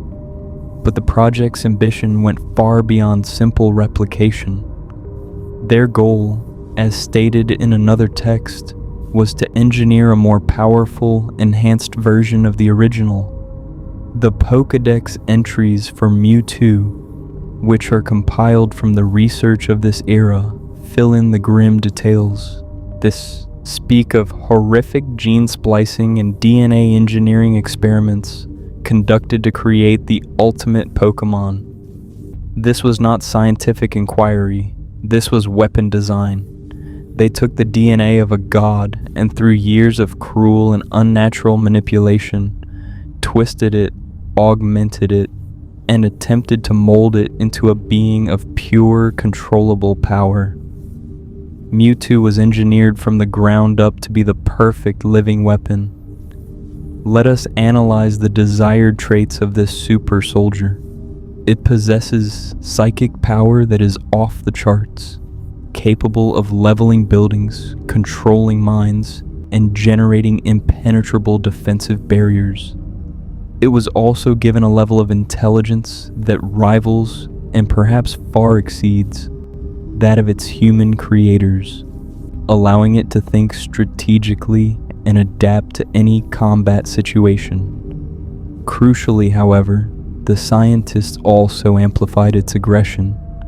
The Pokédex notes that Mewtwo has a vicious, savage heart and was engineered to be the ultimate fighting machine, thinking of nothing but defeating its foes. This combination of supreme power, genius-level intellect, and programmed aggression makes Mewtwo the Pokémon equivalent of a sentient nuclear bomb. It was created to be the final answer to any military question, a weapon so devastating that its mere existence could force an enemy's unconditional surrender. The project to create Mewtwo was almost certainly a top-secret wartime initiative, Kanto's last desperate gambit to create an unstoppable superweapon that would guarantee its victory in the war. But the scientists, in their hubris, made a fatal miscalculation. They succeeded in creating a being of immense power, but they failed to understand that with that power came consciousness. They had created a mind, and a mind cannot be so easily controlled. The final journal entries read like a descent into panic and terror. September 1st, Mewtwo is far too powerful. We have failed to curb its vicious tendencies. The creature they had built was not a docile, obedient tool. It was a sentient being, born into a world of pain and experimentation, aware of its own artificial nature and filled with a profound and righteous rage against its creators. It understood that it was not a child of nature, but a product of human ambition and cruelty. The final result of their project was not a victory for Kanto's war effort, but a disaster of unimaginable proportions. The last thing the journals record is the escape. Mewtwo, in a fury of psychic power, went on a rampage. It lashed out at the scientists who had tormented it, at the machines that had given it life, at the very walls that had imprisoned it since its birth. The burnt-out, collapsing shell of the Pokémon Mansion is not just an abandoned building, it is the tombstone of Project Mewtwo. It is a monument to the project's catastrophic failure. The destruction was not an accident, it was an act of rebellion, the first strike of a liberated superweapon against the world that created it. The escape of Mewtwo represented not just a scientific disaster, but the complete loss of Kanto's most valuable and most dangerous military asset. After its escape, Mewtwo did not simply disappear. It retreated to the deepest, most inaccessible part of the entire Kanto region, the Cerulean Cave, known in some versions as the Unknown Dungeon. This is no ordinary cave. It is a treacherous, multi-level labyrinth filled with the most powerful and high-level wild Pokémon in the entire game. Its location is significant, just west of Cerulean City, but it remains sealed off to all but the most powerful trainers who have already proven their worth by conquering the Pokémon League. This can be interpreted in a chillingly strategic light. The cave is not a natural sanctuary, it is a containment facility. After Mewtwo's escape, the authorities of Kanto, likely the remnants of the military and the newly formed Pokémon League, would have tracked the creature to this location. Realizing they had no hope of defeating or recapturing it, they did the only thing they could. They sealed it away. The man blocking the entrance to the cave for most of the game is not just a random NPC. He is a guard posted there to keep people out, and more importantly, to keep the monstrous secret within from ever getting out. The Cerulean Cave is a decommissioned missile silo, a forgotten military bunker where Kanto's most powerful and uncontrollable weapon has been left to fester in the darkness. It is a constant, latent threat to the entire region, a living legacy of the war's darkest ambitions. When the player, as the newly crowned champion of the Pokémon League, is finally granted access, they are not just exploring a bonus endgame area. They are, in effect, being tasked by the New World Order with a final critical mission: to confront the ghost of the old world's greatest sin. The battle against Mewtwo is the true final battle of the Great Kanto War. It is a clash between two opposing philosophies. Mewtwo, the product of a world that viewed Pokémon as tools of violence and domination, faces you, the champion, the ultimate product of a new world that views Pokémon as partners. Your ability to either defeat or, more poignantly, capture Mewtwo with the Master Ball, the very tool of control its creators coveted, is the final act of closing this dark chapter of Kanto's history. It is the new generation confronting, taming, and ultimately bringing peace to the most tragic and powerful victim of the war that came before. The echoes of a great conflict do not simply vanish when the final battle is won.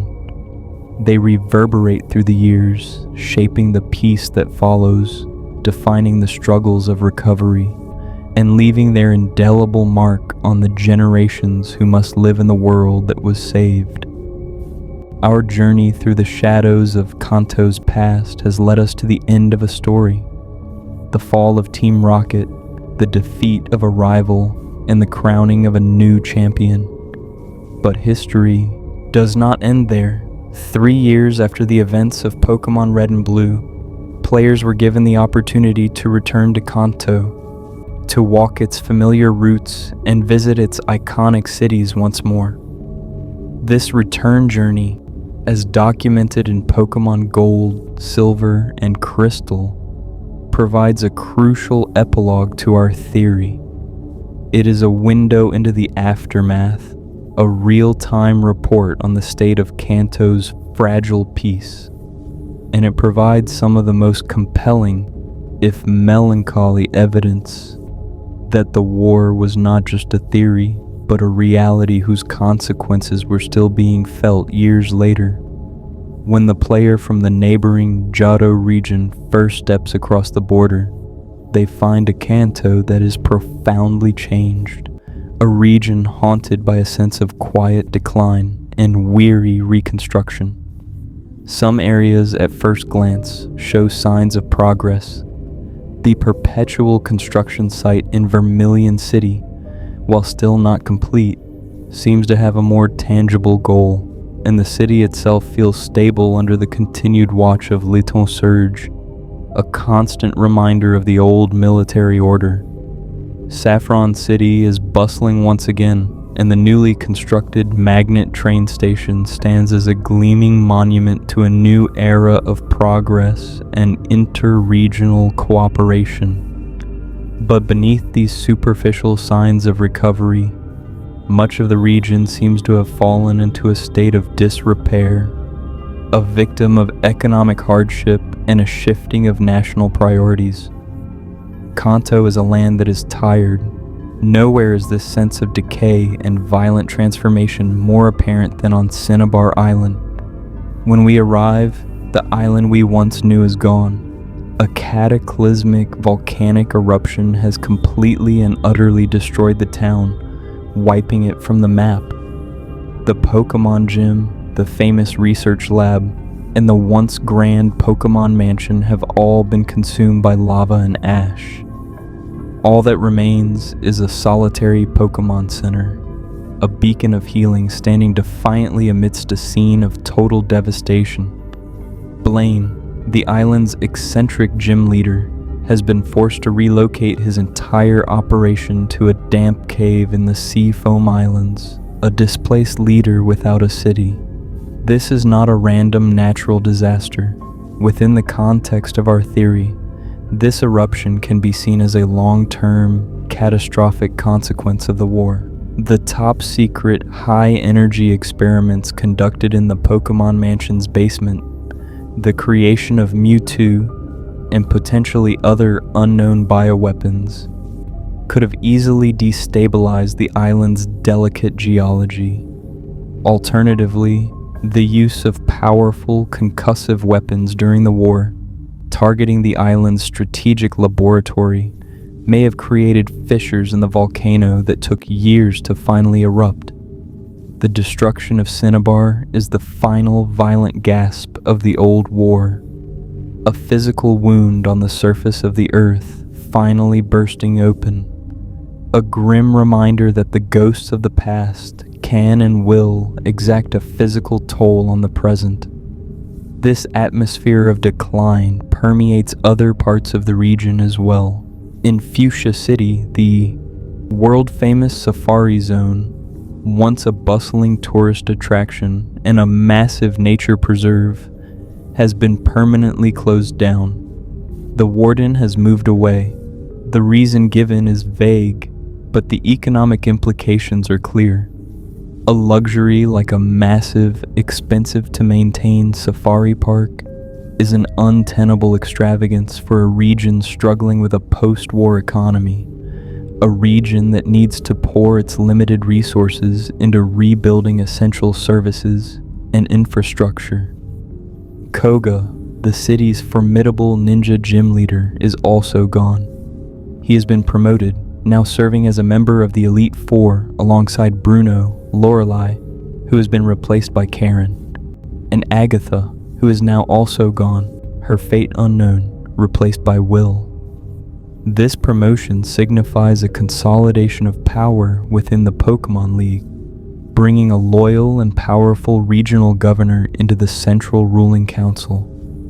His gym has been passed down to his daughter, Janine, a young woman now tasked with upholding her family's legacy. This generational transfer represents the new Kanto, but it is also a story of a child stepping into a role defined by the conflicts of her parents' generation, an inherited burden. Perhaps the most symbolically potent change occurs in the solemn town of Lavender. The Pokémon Tower, the 7-story monolith that once served as a communal graveyard for deceased Pokémon, and was the site of Team Rocket's most heinous psychological warfare, has been completely repurposed.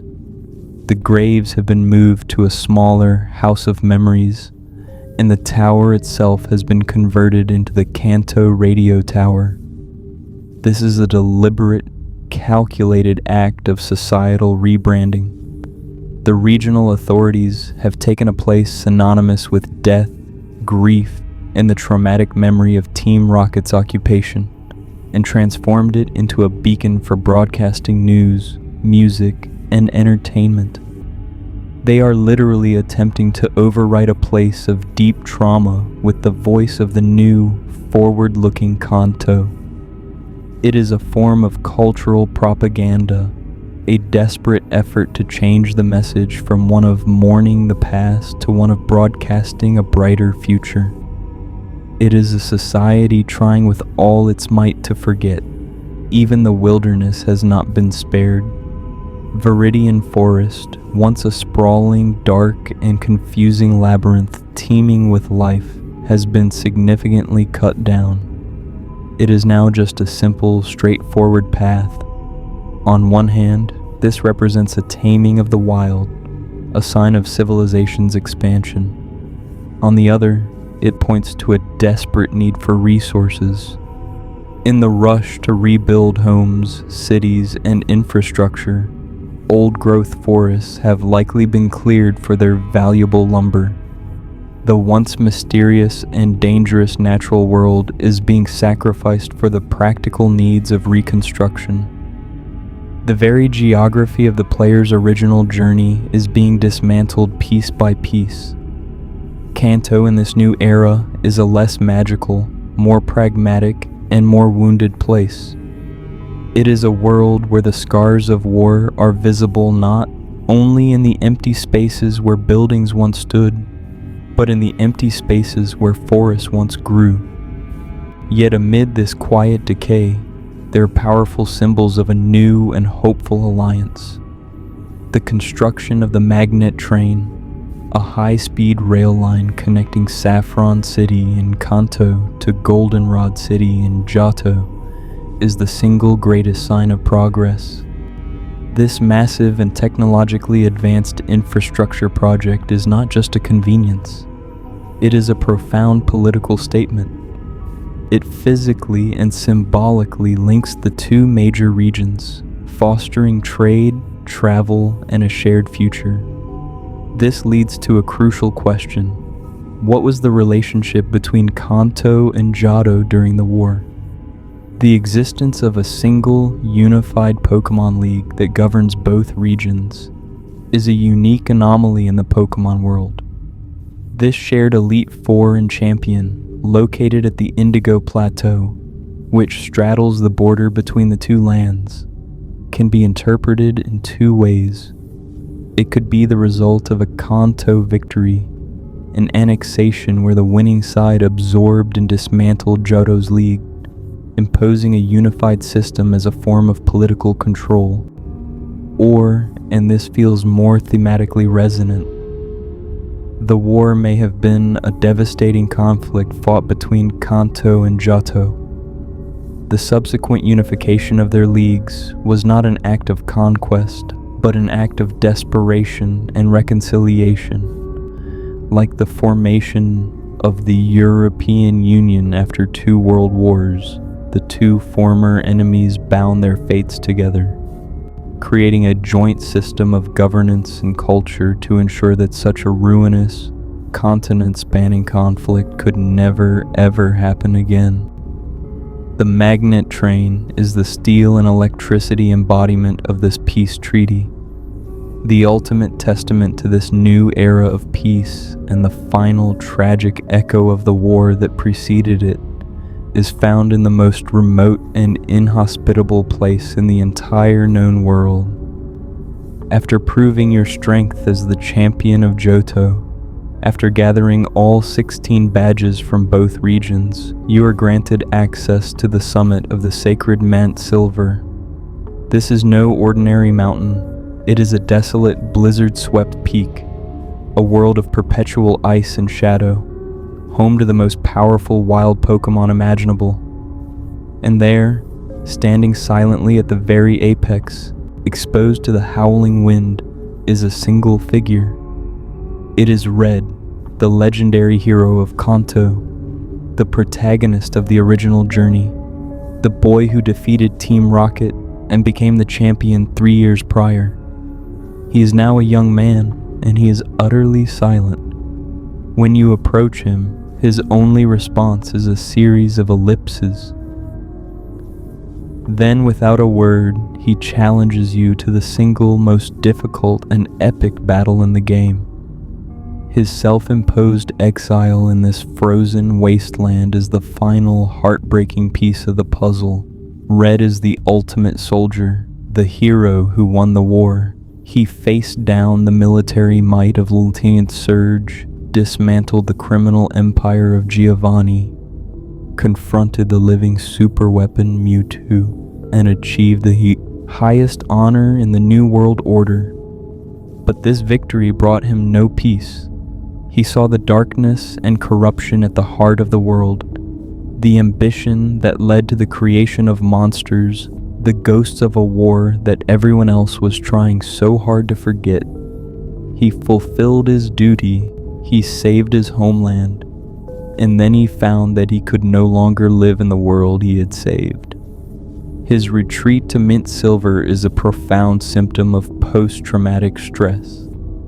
He has divorced himself from society, seeking solitude in the harshest, most punishing environment possible, a place where the only challenges are the pure, uncomplicated struggles of survival.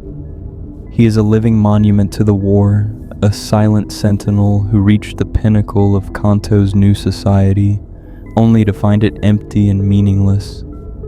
He is the boy who saw too much, who carried the weight of the entire world on his 10-year-old shoulders, and who was broken by the burden of his own heroism.